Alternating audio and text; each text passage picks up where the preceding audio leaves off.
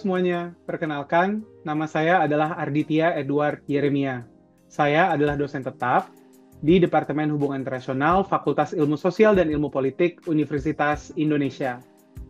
Tahun ini adalah tahun ke-10 bagi saya untuk berkarya mengamalkan Tridharma Perguruan Tinggi di Departemen Hubungan Internasional FISIP Universitas Indonesia. Sebagai dosen tetap, saya mengampu beberapa mata kuliah wajib program studi yang terkait langsung dengan kebijakan luar negeri dan diplomasi.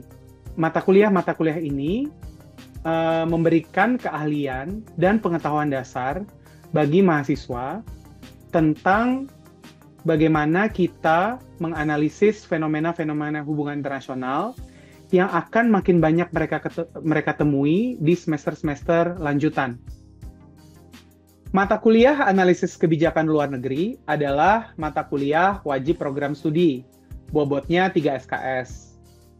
Terdapat 2 mata kuliah yang menjadi prasyarat untuk mahasiswa dapat mengikuti perkuliahan di mata kuliah analisis kebijakan luar negeri. Mata kuliah prasyarat yang pertama adalah pengantar ilmu hubungan internasional. Yang kedua adalah politik internasional. Di kedua mata kuliah tersebut, mahasiswa harusnya sudah mempelajari konsep-konsep yang paling dasar mengenai ilmu hubungan internasional dan mendapatkan gambaran-gambaran yang lebih dalam terkait politik internasional yang secara esensial sangat amat terkait dengan hubungan antar negara.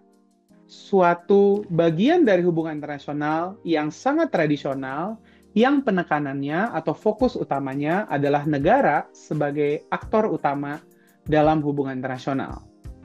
Mata kuliah analisis kebijakan luar negeri memberikan pengetahuan tentang kebijakan luar negeri, proses pembuatannya, dan tahapan-tahapan untuk menjelaskan mengapa kebijakan luar negeri tersebut diputuskan sedemikian rupa. Mata kuliah ini terbagi menjadi 2 bagian. Pada paruh pertama, mahasiswa peserta perkuliahan akan dilatih untuk mengenali perilaku kebijakan luar negeri suatu negara dan mengidentifikasi bagaimana 3 level of analysis atau 3 tingkatan analisis, yaitu individu, politik domestik, dan perintah-perintah sistemik atau systemic level memengaruhi proses pembuatan kebijakan luar negeri. Selanjutnya, para peserta kekuliahan di paruh kedua akan tergabung dalam kelompok-kelompok dan menggunakan pengetahuan-pengetahuan yang telah mereka dapatkan di paruh pertama untuk mempraktikkan bagaimana suatu penelaahan dibuat terhadap suatu kasus kebijakan luar negeri yang dipersiapkan oleh dosen pengampu. Setelah menyelesaikan perkuliahan, apabila dihadapkan pada suatu kasus pelaksanaan kebijakan luar negeri, mahasiswa diharapkan mampu untuk menunjukkan hubungan antara faktor individu, dinamika politik domestik, dan stimulus-stimulus sistemik yang membentuk kebijakan tersebut. Agar mahasiswa mampu, maka mahasiswa akan diperkenalkan terlebih dahulu terkait aktor, tipe, target, dan artefak kebijakan luar negeri. Lalu faktor-faktor pada tingkatan individu. Lalu fenomena-fenomena di dalam politik domestik yang dapat mempengaruhi suatu proses pengambilan kebijakan luar negeri. Lalu stimulus-stimulus sistemik yang dapat memberikan pressures atau tekanan bagi individu-individu pengambil kebijakan dalam memutuskan sesuatu terkait dengan kebijakan luar negeri. Lalu, mahasiswa juga diajak untuk melihat bagaimana individu-individu pengambil kebijakan tersebut, karakteristiknya, persepsinya, tataran ideasionalnya, yang pada akhirnya mau tidak mau akan mempengaruhi proses pengambilan kebijakan.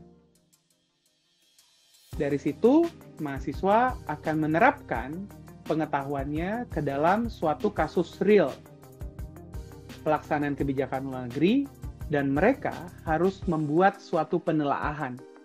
Disinilah kita memperlengkapi mahasiswa dengan tujuan-tujuan pembelajaran ini.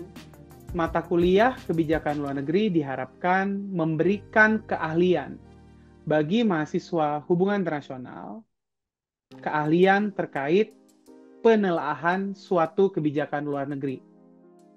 Sebagaimana telah saya jelaskan sebelumnya, pelaksanaan mata kuliah ini dibagi ke dalam 2 bagian.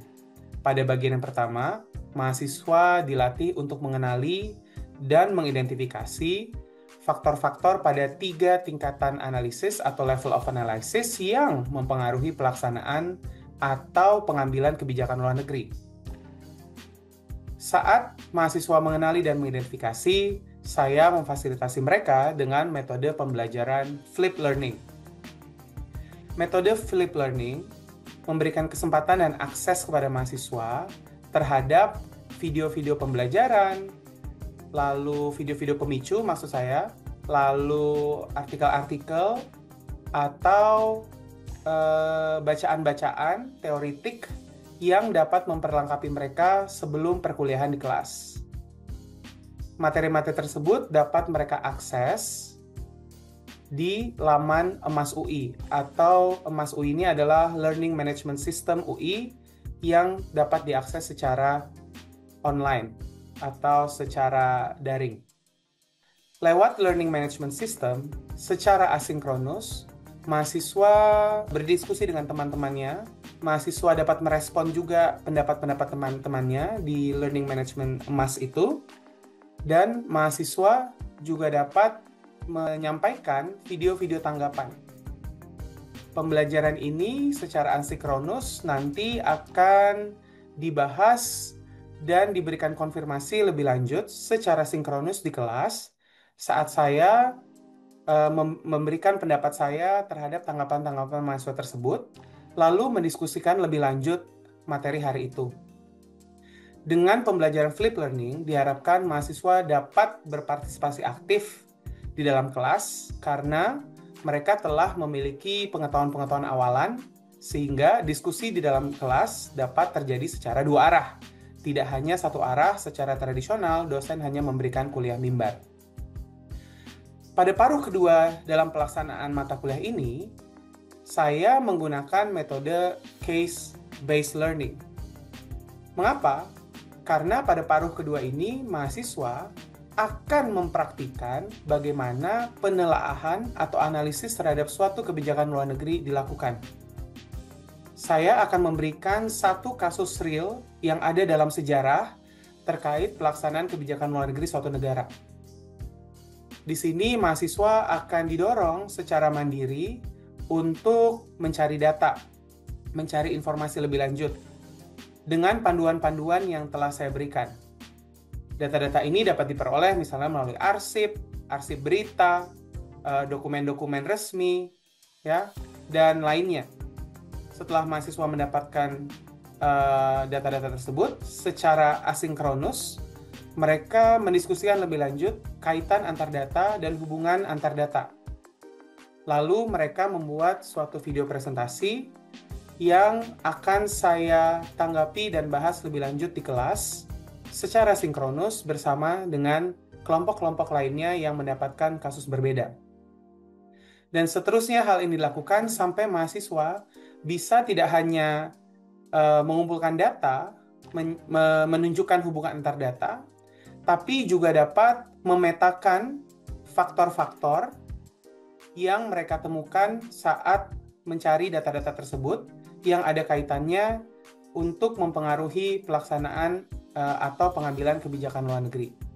Disinilah proses analisis dilakukan dengan panduan dosen dan mengutamakan keaktifan mahasiswa. Saya rasa case-based learning ini sangat cocok untuk membuat mahasiswa berlatih atau mempraktikkan, ya, berlatih praktik bagaimana menganalisis suatu kasus pelaksanaan kebijakan luar negeri.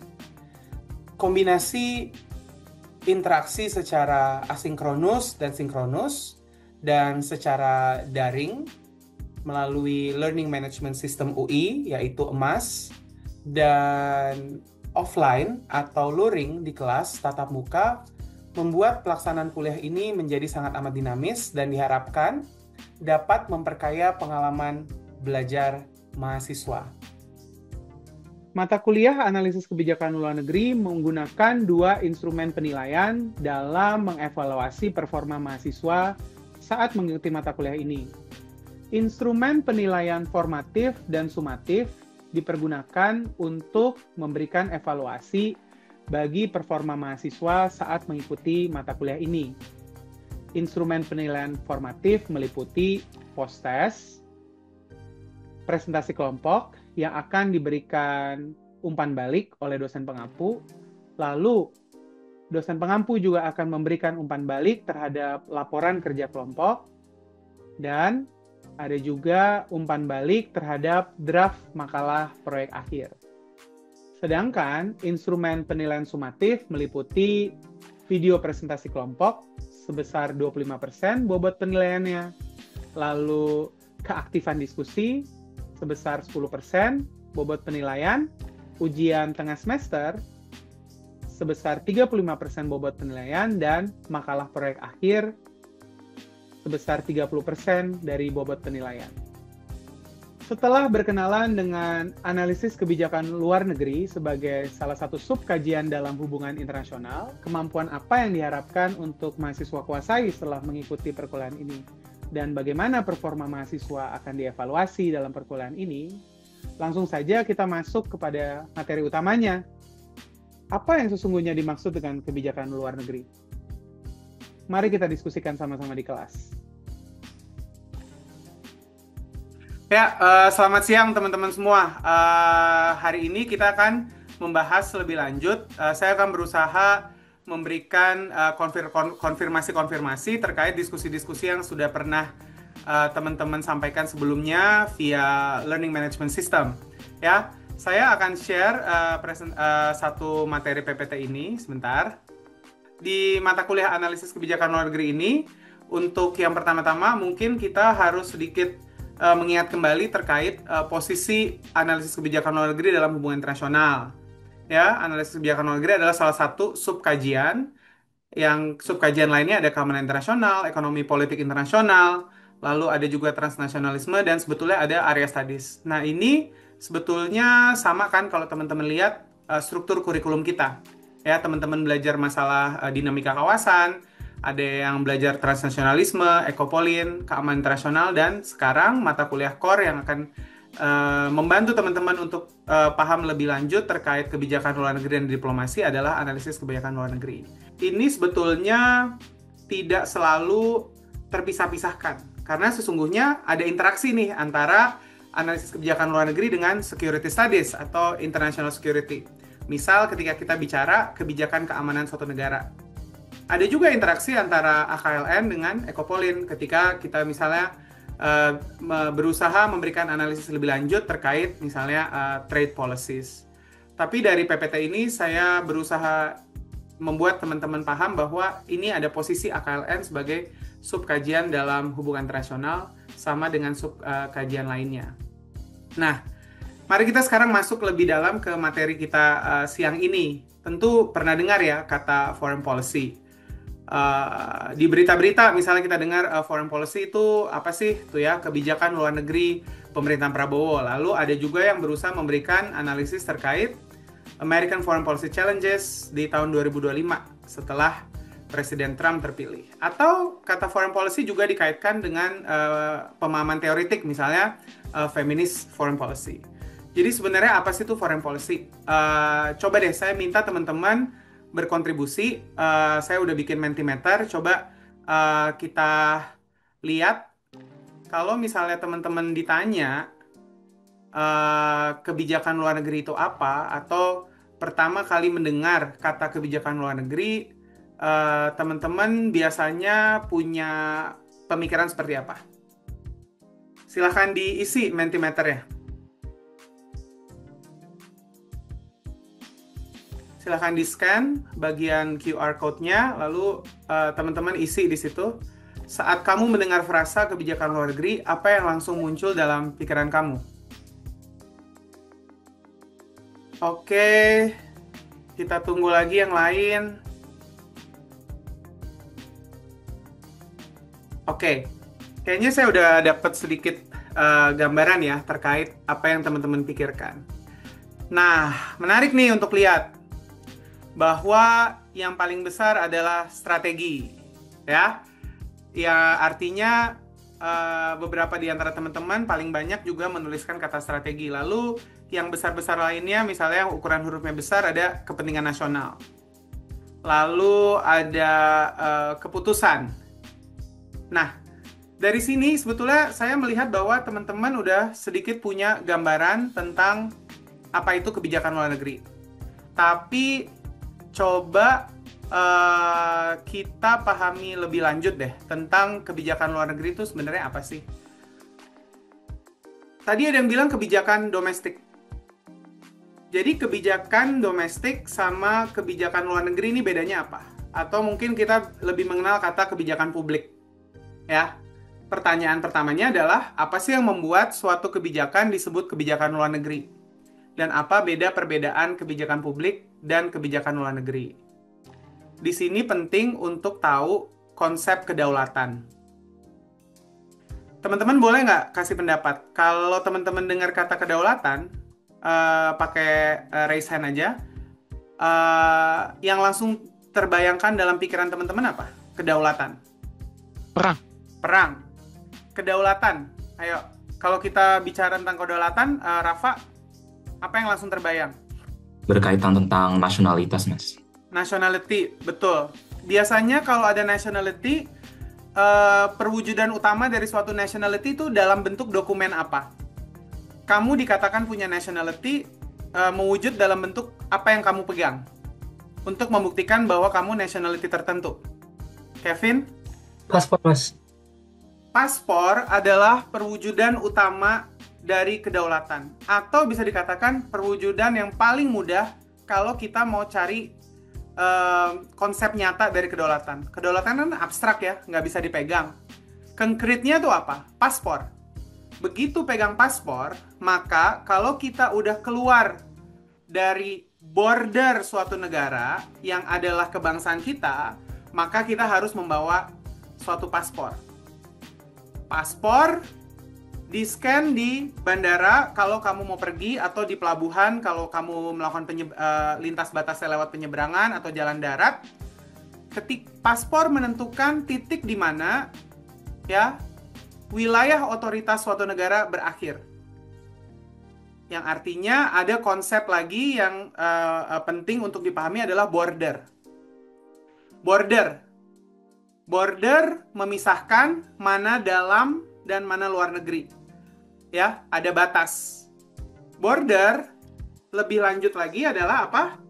Menentukan siapa yang memiliki otoritas apa sampai sejauh apa. Imigrasi Indonesia bisa nggak meminta kamu menunjukkan paspor di luar Indonesia? Siapa yang memiliki otoritas untuk meminta paspor kamu di luar negeri ketika kamu ke Singapura? Udah beda kantor imigrasinya ya. Imigrasi Singapura jelas. Jadi, border mendefinisikan mana dalam dan mana luar negeri. Nah, konsep dalam dan luar negeri ini harus teman-teman pahami dulu sebelum kita bahas lebih lanjut apa yang dimaksud atau bagaimana cara kita membedakan kebijakan publik, domestik, dengan kebijakan luar negeri. Nah, tentu teman-teman tahu nih ya, kepentingan nasional Indonesia atau tujuan nasional. Ada di Undang-Undang Dasar 1945. Bagi saya ada 4, dan ini bisa dihafalkan dengan cepat aja. Nah, dalam rangka mencapai tujuan nasional ini, Bung Karno pernah bilang kan, kita harus berdikari. Jadi, tujuan nasional harus dicapai dengan sumber daya sendiri. Dalam mencapai tujuan nasional ini, di mana posisi kebijakan luar negeri menurut teman-teman? Kebijakan luar negeri bisa membantu negara mencapai tujuan nasional yang mana? Misal, kesejahteraan umum. Sekarang ada apa? Program Keluarga Harapan. Program beras miskin, beras raskin. Ya, kebijakan-kebijakan itu bisa nggak disebut sebagai kebijakan luar negeri? Banyak yang geleng-geleng, kenapa nggak bisa? Ngomong aja. Cakupannya domestik ya Mas, secara outputnya dalam negeri. Ya, Rafa baru bilang cakupannya domestik. Jadi Rafa tadi menggunakan pengetahuannya tentang border yang memisahkan antara dalam dan luar negeri. Nah, dalam mencapai tujuan nasional ini, apalagi di tengah konteks globalisasi, global interconnectedness, ya, kita melihat bahwa usaha negara mencapai atau menciptakan public welfare atau kesejahteraan umum itu bisa jadi menggunakan resources yang lokasinya di luar border negara itu. Ya kan? Infrastruktur, bikin jalan tol. Apa yang biasanya dilakukan pemerintah kalau mau bangun infrastruktur? Pendanaannya kan? Pendanaannya posisinya ada di dalam atau di luar negeri? Luar, Mas. Luar negeri, Mas. Luar. Nah, dengan demikian, disinilah kita melihat kebijakan untuk melayani suatu tujuan nasional sesungguhnya bisa juga diarahkan untuk mengeksploitasi atau memanfaatkan sumber-sumber yang ada di luar negeri. Makanya ada investasi, ada pendanaan asing, dan sebagainya. Nah, disinilah kebijakan luar negeri diarahkan. Karena usaha negara untuk mencapai tujuan nasionalnya tidak hanya ada di dalam negara itu sendiri. Resources-nya, sumber dayanya tidak ada hanya dalam negara itu sendiri. Ada juga di luar negara itu. Maka harus ada kebijakan. Nah, disinilah kita melihat sifat penting dari kebijakan luar negeri. Purposive. Artinya, kebijakan luar negeri harus memiliki orientasi atau tujuan. Jadi, yang teman-teman teliti sebagai kebijakan luar negeri harus sesuatu yang diarahkan untuk tujuan-tujuan tertentu, melayani kepentingan tertentu. Nah, dari konsep yang sederhana ini atau pemahaman yang sederhana ini, bisa nggak yang memberi contoh kebijakan yang dapat dikategorisasikan sebagai kebijakan luar negeri? Ini Mas, saat Indonesia menerima kerjasama proyek kereta cepat Jakarta-Bandung dari Cina. Kebijakan luar negeri kita terkait dengan kerjasama untuk mendatangkan investasi dari Cina ya. Kalau itu termasuk dalam kebijakan luar negeri, maka Sofi bisa pikirkan nggak, misalnya ada nggak kebijakan publik yang terkait dengan kebijakan luar negeri itu? Kan pas proses pembuatan itu banyak harus kerjasama antar kementerian juga Mas, kayak perhubungan, BUMN. Ya. Itu di situ sih. Misal ada kebijakan pemerintah terkait perkereta-apian, ya kan? Yang mengatur bahwa perkereta-apian di Indonesia rutenya harus begini, spesifikasinya harus begini, kemampuan angkutnya harus seperti ini. Pemerintah Indonesia memiliki otoritas untuk mengelola perkereta-apiannya sendiri. Maka ada kebijakan domestik sebagai salah satu upaya untuk memajukan public welfare itu. Kalau transportasi jarak jauhnya jadi mudah, maka in general masyarakat akan merasakan manfaatnya. Tujuan nasional tercapai kan? Tapi, apakah pemerintah memiliki resources untuk membangun kereta cepat sendiri? Kan enggak. Makanya ada exercise dari kebijakan luar negeri yang untuk mendatangkan pendanaan dari luar negeri untuk mendatangkan investasi. Nah, di sini kita lihat bordernya. Suatu kebijakan dapat dikatakan sebagai kebijakan luar negeri apabila satu, memiliki komponen internasionalnya. Jadi kebijakan perkeretaapian tentang KRL, misalnya ya, kereta Jakarta-Jogja gitu ya, itu kan untuk mengatur regulasi di dalam negeri sendiri saja. Nggak ada komponen internasional. Tapi kalau kereta cepat, dia udah ada keikutsertaan pihak di luar dari border negara itu. Suatu kebijakan bisa disebut sebagai kebijakan luar negeri juga ketika kebijakan ini diarahkan untuk merespon situasi di lingkungan eksternal. Misal, ada krisis pengungsi Rohingya. Lalu pemerintah menetapkan menerima pengungsi Rohingya, menjadikan Indonesia sebagai tempat transit. Di situ bisa dikatakan kebijakan luar negeri Indonesia terkait pengungsi Rohingya. Tapi sebenarnya pemerintah punya nggak kebijakan untuk mengatur masuk keluar orang? Imigrasi. Imigrasi, betul. Nah, di situ kita akan selalu lihat di mana bordernya, di mana batasnya suatu kebijakan dapat dikatakan sebagai kebijakan luar negeri, atau dia kebijakan domestik semata. Tapi jelas ya, kalau kita bicara hubungan internasional hari ini, globalisasi, ya, membuat batas-batas negara tidak lagi relevan. Tapi sebagai pelajar, sebagai mahasiswa, kita harus memiliki pengetahuan untuk memisahkan sedikit banyak ini yang disebut kebijakan luar negeri apa, yang disebut kebijakan domestik apa. Tapi yang paling penting untuk membuat suatu kebijakan dapat dikategorisasikan sebagai kebijakan luar negeri adalah suatu kesadaran dari si pengambil kebijakan bahwa output dari kebijakan itu kita nggak punya kontrol. Kita tidak dapat mengenforce kebijakan itu. Kenapa? Karena otoritas kita berakhir di border kita. Sedangkan kebijakan luar negeri punya hubungan dengan entitas eksternal dari suatu negara. Cina misalnya. Dia punya regulasi untuk mengatur perkembangan misalnya energi terbarukan. Tapi saking besarnya Cina ya menjadi pemimpin dalam teknologi energi terbarukan di tengah konteks krisis global terkait krisis iklim, tentu apa yang dilakukan Cina memiliki dampak terhadap usaha dunia mengatasi krisis iklim. Jadi, teman-teman perlu hati-hati. Suatu kebijakan yang kira-kira teman-teman nilai domestik Cina bisa nggak sih mengatur sendiri tentang teknologi energi terbarukannya? Bisa. Punya otoritas nggak? Bisa, asal berada dalam wilayah border dia. Tapi dunia mengalami krisis iklim yang sifatnya lintas batas.